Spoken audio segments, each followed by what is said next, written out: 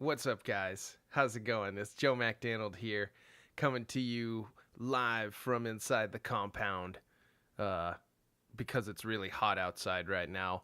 But normally, I'm going to talk to you something a little different today, something outside of my wheelhouse a little bit.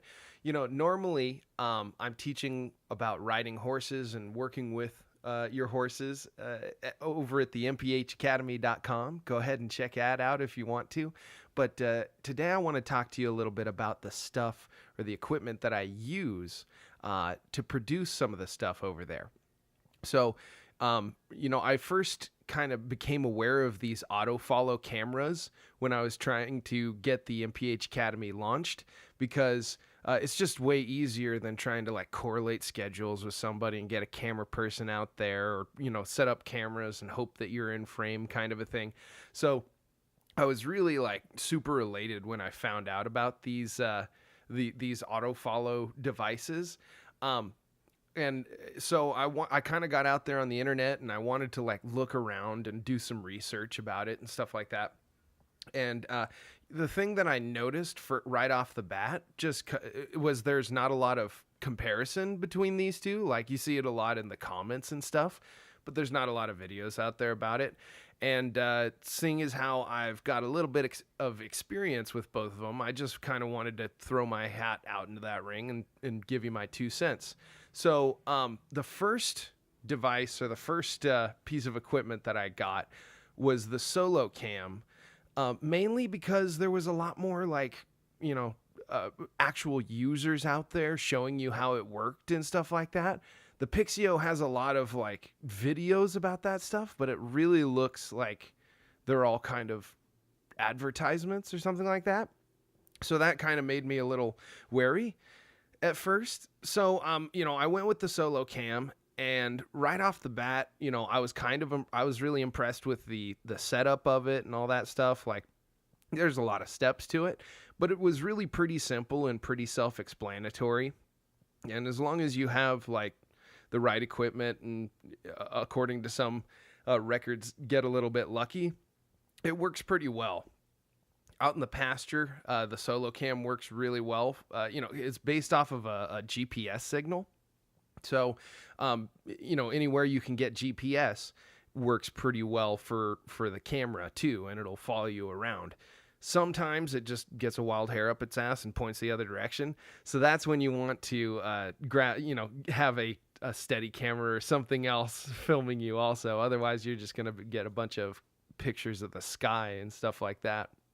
So that's one of my complaints, I guess, about the Solo Cam, is sometimes it fidgets and it's like reliably unreliable. So if it doesn't work in a certain place, or if it doesn't pick up GPS signal, it's just never going to work in that spot. So that's one of the things that pushed me to get the Pixio also, to try see if that maybe like between the two, I could get a pretty good product out of the deal.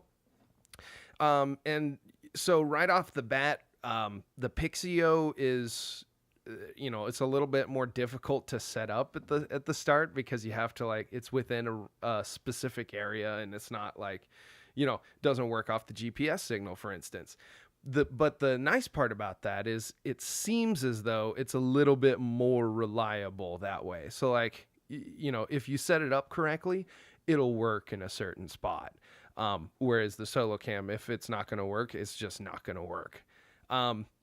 However, on the other side, the Pixio unboxing experience and everything was a little bit lower rent for the price point that this piece of equipment is. I'll give you a look at both of them. So here's the Solo Cam here, and normally it has the tag in it and stuff. Actually, I have the box for that right here. So it's got like a nice foam lidded box. It feels kind of like really actually kind of nice, high quality. You see how it's got like the plastic cutout grooves and everything, and then it's got the wristband and the tag. This is the actual part that you wear, and it'll follow you, and you just put that up on a tripod, and it works most of the time if it's going to work. But then again, the Pixio right here, this is the other one, it seems like it's a little bit more of a controllable environment. Now, I do hear that Solocam is coming out with like an indoor attachment, and maybe that will kind of like help things even in like outdoor spots where it doesn't get good GPS. But then again, I don't know when that's coming out, and so I'll be really excited to see that when it does. So between the two right now, I don't have as much experience using the Pixio yet, and I'll probably make another video talking about that when I do.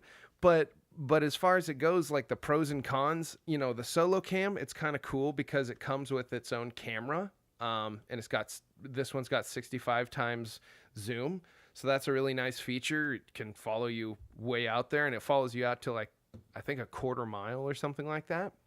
The Pixio works within like basically the size of a football field or something like that. So it's a little smaller, closer in, but I think I'm hoping that it will be a little bit more reliable and a little less frustrating to film some stuff. So I guess that's the comparison between the two. I hope that kind of helps you understand. I don't have the Pixio box, I just realized, but it was just basically kind of cardboard and filled with like crunched up newspaper and stuff like that. It wasn't like, didn't feel like this right here feels like a carrying case. It feels like you want to keep your stuff in it and keep using it. The box for the Pixio, it's like, you feel like you want to get a case, which is like, I mean, I guess that's normal for most of this expensive stuff, like $800 stuff. But, if you're going that much, why not go the extra mile and put something together? It doesn't have to be expensive, but just a little more plastic maybe, or something like that. So anyway, I hope that helps you make your decision a little bit if you're looking between these two.